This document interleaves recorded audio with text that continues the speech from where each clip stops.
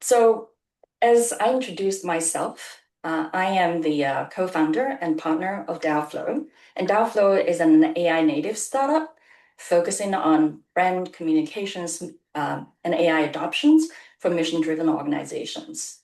We are a small team, so we have to be frugal. I hope that Felicity agrees with me, but that's not the main reason why we build most of the tools ourselves. We want a degree of freedom. We need the tools and workflows working for us rather than us working for them. So today, I'm going to talk about how we expand the capacity of our small team while achieving a degree of freedom and lower operational costs. In a business setting, when a manager builds and grows a high-performing team, she has to know what each team member is good at.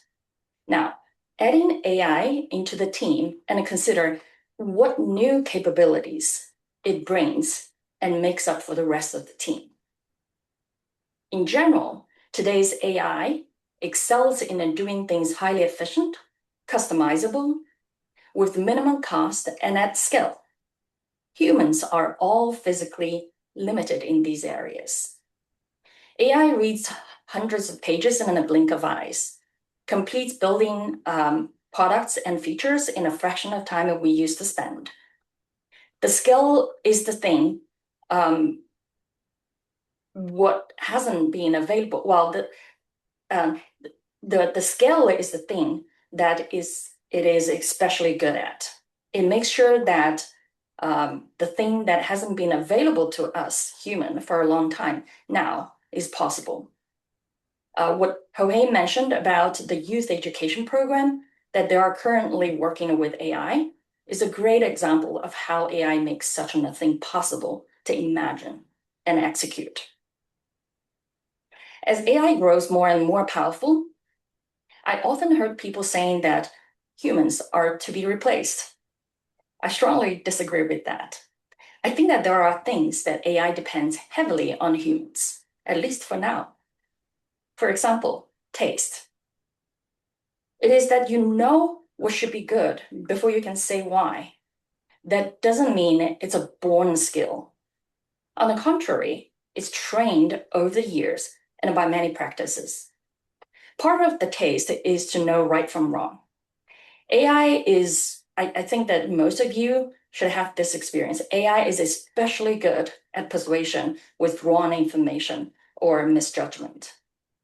So one way for us to tell or to find out if we are AI smart is to see if we can tell AI make mistakes, no matter how eloquent and confident AI is.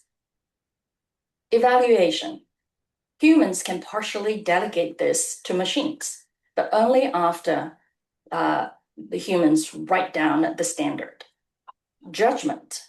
Machines can make judgment only based on what's given to them, while humans have the full context that makes the right judgment.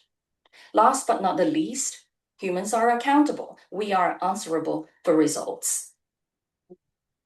For these four things that stay human, I'd argue that in the future, our job titles or functions will no longer follow today's suit, but linked to such unique human capabilities. That's a different topic for another day. Now, when we are clear about the strengths of the humans and AI team members, we're ready to identify those opportunities to build AI amongst the team. For small organizations, business development is extremely time-consuming. Think about how our BD team used to work. We have to dwell and search on LinkedIn, dig into a directory or a conference attendee page for hours, and cross-check the sources of information, easily 4 to 5 hours for 50 names. When we prepare for a client meeting, we had to read back through email threads, lost presentation decks, and the notes from previous calls. That's only the very first step of many. Re-engaging a lapsed account and researching on a person or organization will eat up even more time.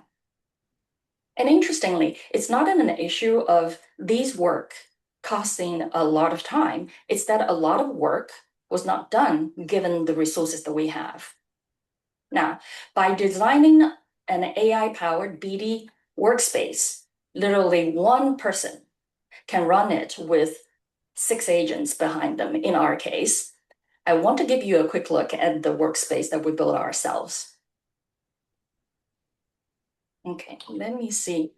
I am going to try to play this video. Please let me know if you can hear the sound or not. If not, I'm going to skip.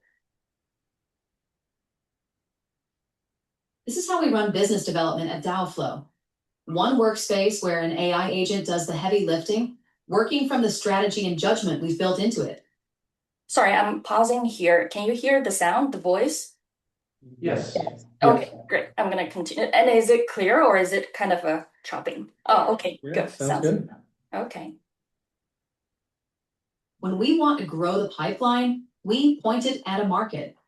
In a couple of minutes, it researches the landscape, brings back a short list of organizations worth pursuing, and finds a real reason to reach out to each one. That groundwork used to eat up an afternoon. Then it hands the results back in the exact shape our CRM expects.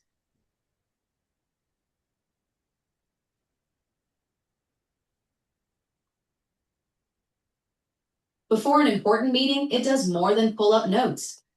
It reads the history of the relationship and thinks alongside us. It proposes an agenda, drafts a one-pager, and sketches the framework we bring to the table. Less an assistant, more a partner.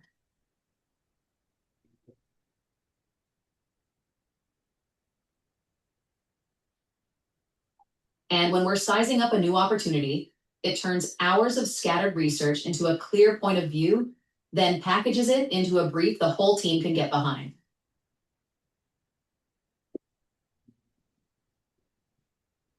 The strategy stays ours. The speed comes from the machine. That's how a small team competes like a big one.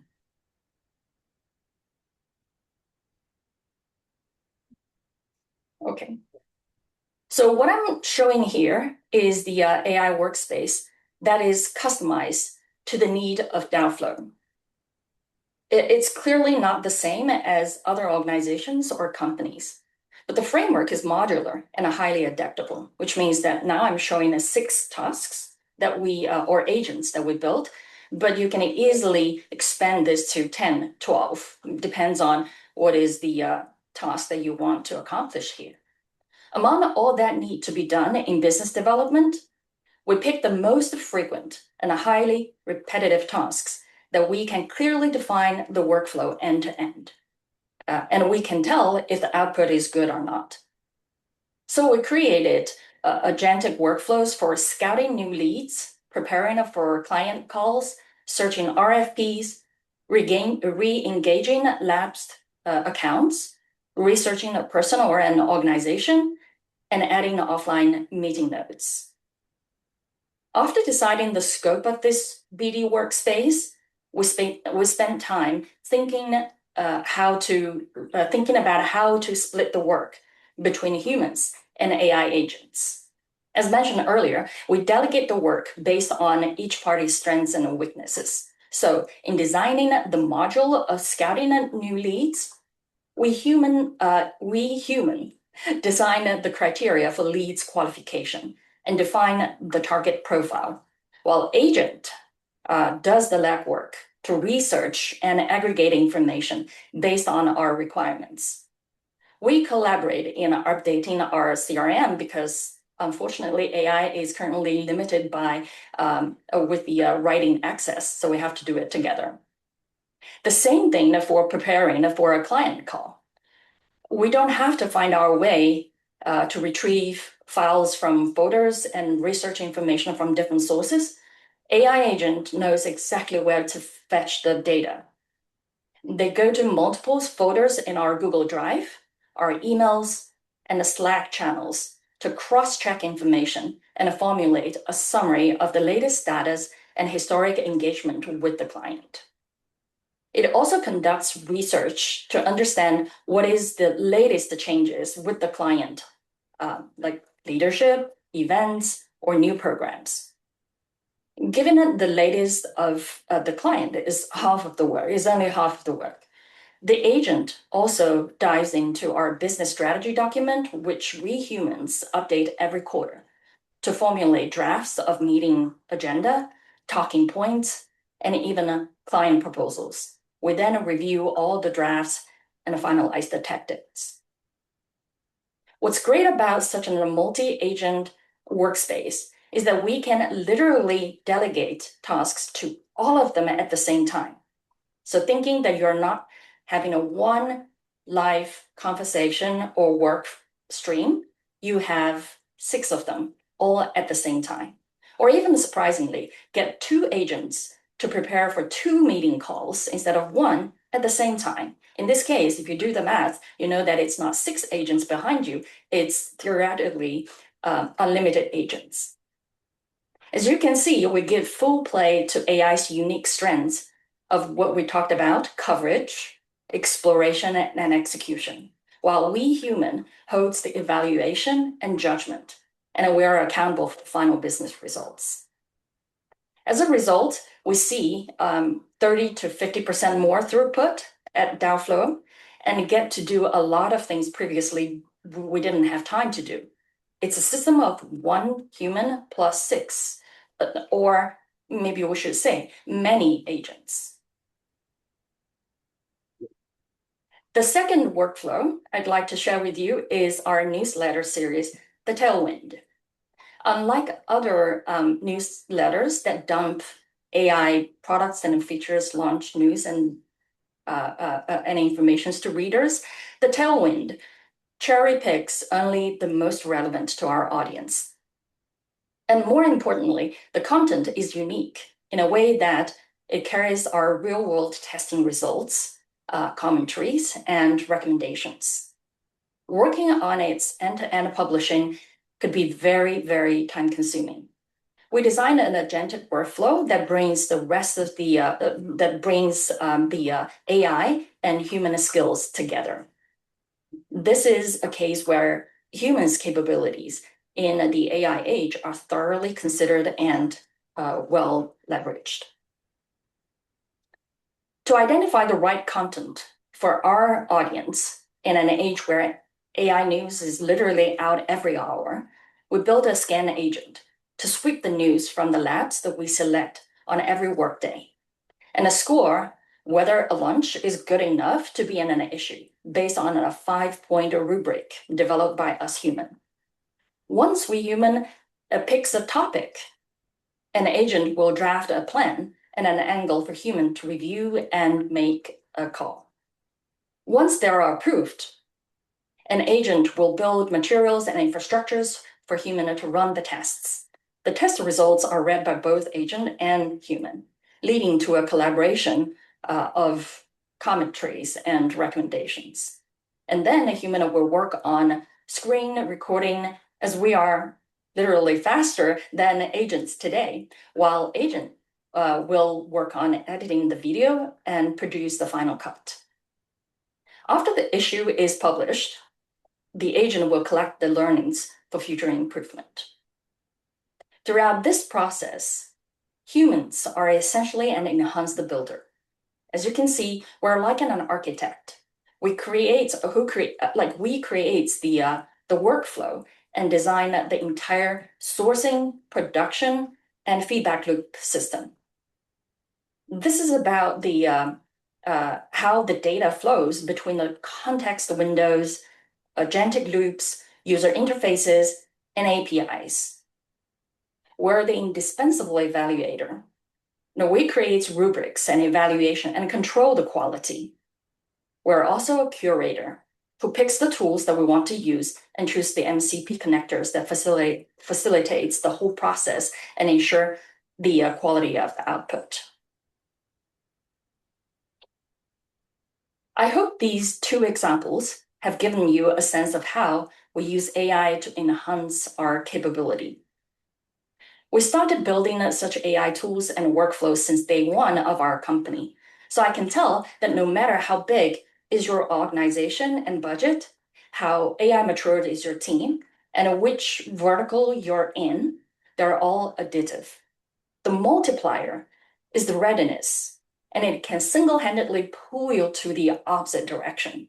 Picture this, an unready team with a big budget, producing unverified work faster and killing trust at scale. That doesn't sound good. The good news is that the readiness is the only thing here that can change in 3 weeks. I have a 5 readiness tell that you can use to self-check. If you score 3 or less, don't rush to build or buy anything. Number 1, you should be able to name what good looks like with examples that you can point at. Number 2, you can describe a workflow end to end. Number 3, your leadership and staff agree on what AI is for. If leadership thinks headcount and staff thinks replacement, nothing will work. Number 4, there isn't a safe place to fail, somewhere real but very low stakes. So the last point is that you know what things cost today. Without a baseline, you basically can't tell a win from a story. Once you find yourself ready, here are the 5 steps that you take.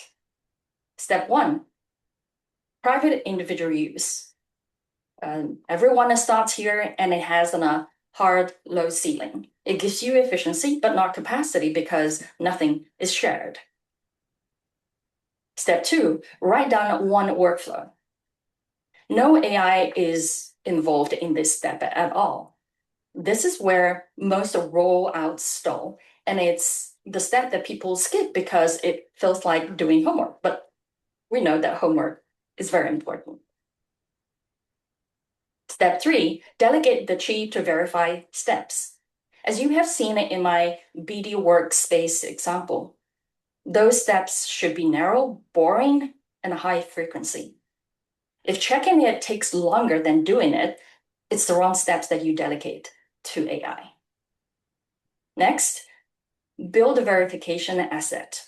Recall the rubrics that I mentioned in both the BD homework, the BD workspace and the tailwind examples.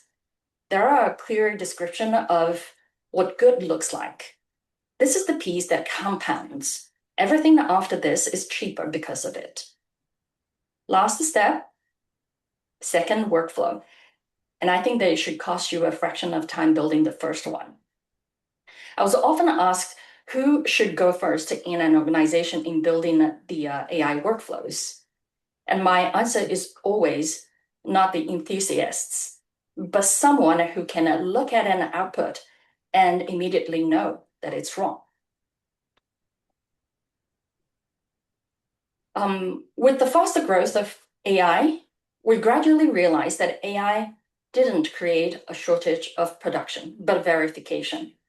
Whatever a team can't check is what is actually limiting their capacity.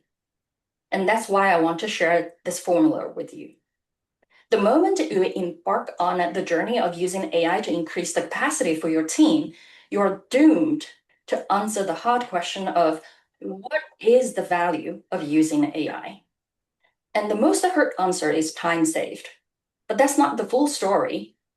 Such an answer hasn't considered the cost to specify what good looks like, the cost to verify it's correct, and the cost of being wrong.